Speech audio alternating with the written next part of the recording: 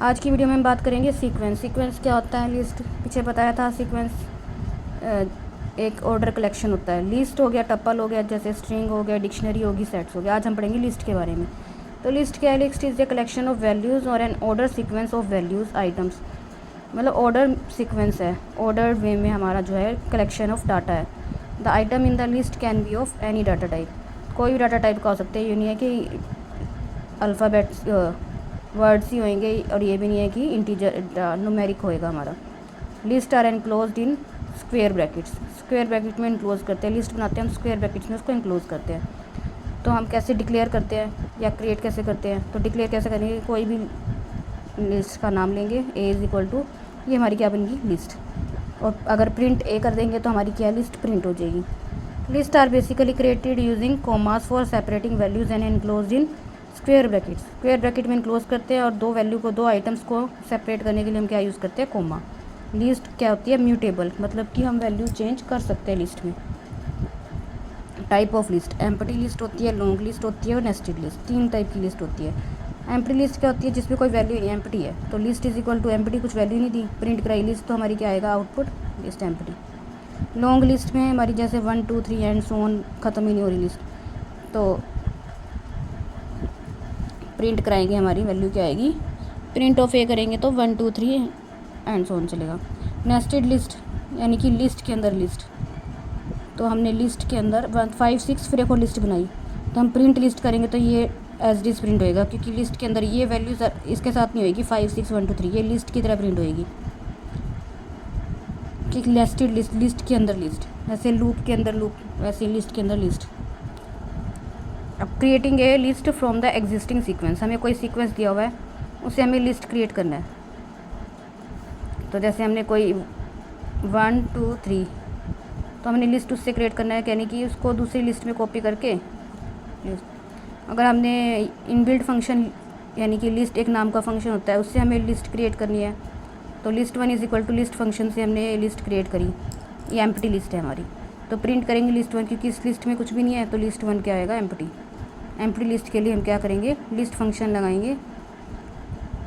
वैसे भी हम अगर यूज़र से इनपुट लेंगे तब भी अगर एम्प्टी छोड़ेंगे तो एम्प्टी लिस्ट तो भी प्रिंट हो जाएगी। Creating list using sequence, list 1 is equal to list Ram, मतलब हमने लिस्ट में दिया राम।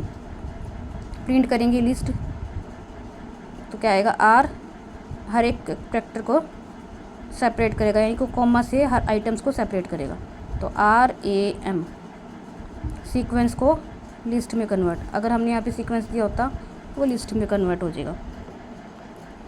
अब creating list from the user input, string हमने ली, जैसे लिस्ट इनपुट एंटर वैल्यूज़, तो हमने वैल्यू जो प्रिंट हम स्ट्रिंग कराएंगे, यानी कि कोई वैल्यू प्रिंट कराई तो उसको कॉमा से सेपरेट करके हमें लिस्ट की फॉर्म में देगा।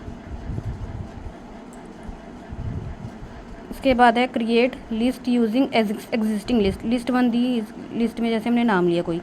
लिस्ट 2 यानी कि जो लिस्ट 1 में है, यानी कि SHU अलग अलग, और हमने यहाँ कंडीशन लगा दी कि लिस्ट 2 में हमारा प्रिंट हो लिस्ट 1 1 2 4, यानी कि 1 से लेके 3 तक इंडेक्सिंग चले। 0 1 यानी कि HUB, बस HUB आएगा। प्रिंट लिस्ट 2 यानी कि H U B ऐसे आएगा।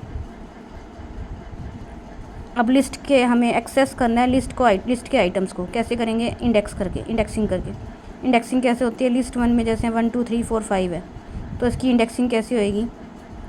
अगर हम आगे से स्टार्ट करें तो 0 1 2 3 4, और पीछे से स्टार्ट करें -1 -2 -3 -4 -5, ये हो गया हमारी इंडेक्सिंग।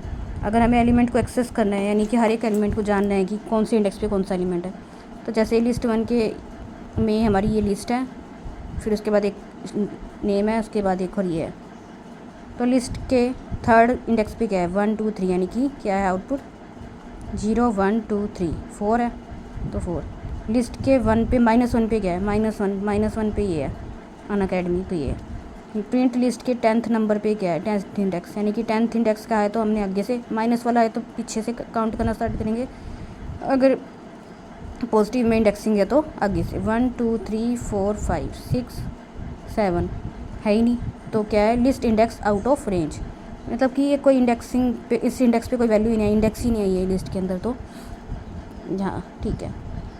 तो list index out of range, ठीक है। आज की वीडियो में इतना ही। वीडियो अच्छी लगी हो तो लाइक शेयर एंड सब्सक्राइब जरूर करना। Thanks for watching.